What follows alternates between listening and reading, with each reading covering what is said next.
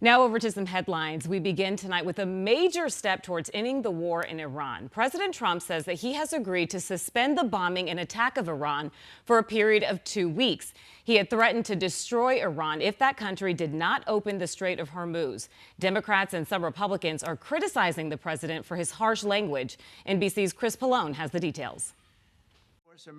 Less than 90 minutes before President Trump's 8 p.m. Eastern deadline, the president announced on social media that a deal had been struck. It pauses fighting between the U.S., Israel, and Iran for 2 weeks so that the three countries can negotiate a permanent end to the war.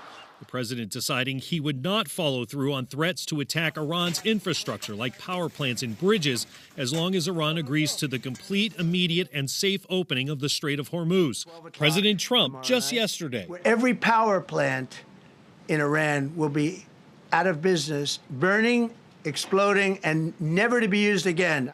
Pakistan has been mediating negotiations between the U.S. and Iran and presented a 10-point peace proposal from the Iranians to the U.S. President Trump called it a workable basis on which to negotiate. The ceasefire comes after a tense day, which started with President Trump posting on social media, "A whole civilization will die tonight, and I don't want it to happen, but it probably will." The post drew outrage and condemnation around the world, dozens of congressional Democrats calling for Trump to be impeached or removed, and now accusing the president of leaving the U.S. in worse position than before the war began. Donald Trump has agreed to give Iran control of the Strait of Hormuz. Countries and embassies in the Middle East urged people to stay home as the deadline drew near, and Iranian officials urged people to surround potential targets as human shields. Both Iran and Israel say they have agreed to the ceasefire.